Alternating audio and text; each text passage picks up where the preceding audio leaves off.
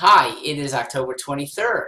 I'm Mark Stewart, and there are two things I'd like to see in Connecticut that a governor doesn't have direct control of, but I would like to push for both. They're related. One, signs, only in English. Two, ballots, only in English. This should be a state that establishes that we have one language that's official. And cultures, we have many, and they're free to thrive in their homes and in public places where there's no danger on misinterpretation. Yes, in the process, it encourages everyone to learn English, and I think that's wholesome for the whole republic. But without this, it's dangerous. The lack of signs that are understandable.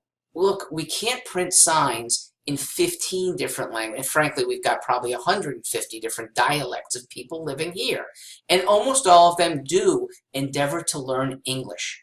When somebody doesn't know the meaning of a road sign, that person is a danger to himself and to you. Learn it. Voting without knowledge is dangerous too. Not as dangerous. Okay, electing somebody by accident is unlikely to kill you, but the republic deserves to have educated electors.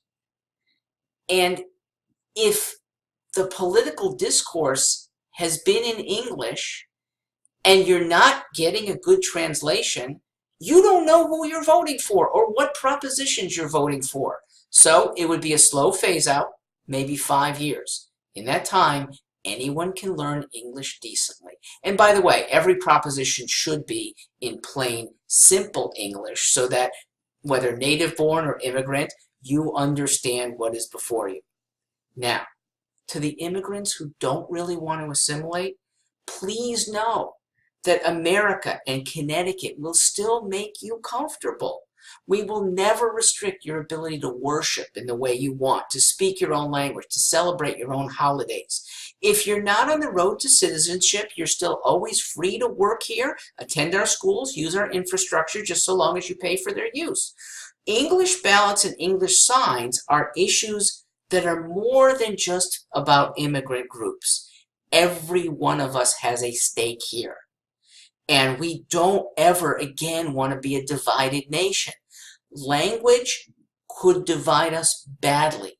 Indonesia has 8 official languages. It could be a very robust country. It has 1/5 of the world's it's the 5th largest country in the world. But they do nothing for the world that we notice. Languages are an impediment there. Now, the Swiss have 3 or 4 official languages, but they almost all learn one another's language, so it's not a problem. France, it's becoming a problem. What once was a real world power is diminishing almost in front of our eyes because they're letting themselves be officially divided.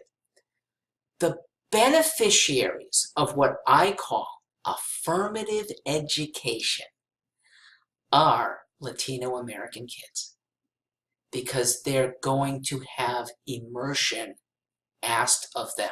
Not forced, but asked strongly, strongly. And we need to affirm that. And one evening a month, I will teach an English immersion class. I've already scouted out the site in Hartford. I am happy to go there. I'm actually in that building about 1 or 2 days a month anyway. It'll be easy. They're just upstairs. I am proud that immigrants to the U.S. have routinely been among the most patriotic people. So this is not much of an impediment for people who were planning to immerse themselves in Americana anyway. I'd like this to come from officialdom as well. Thanks for listening.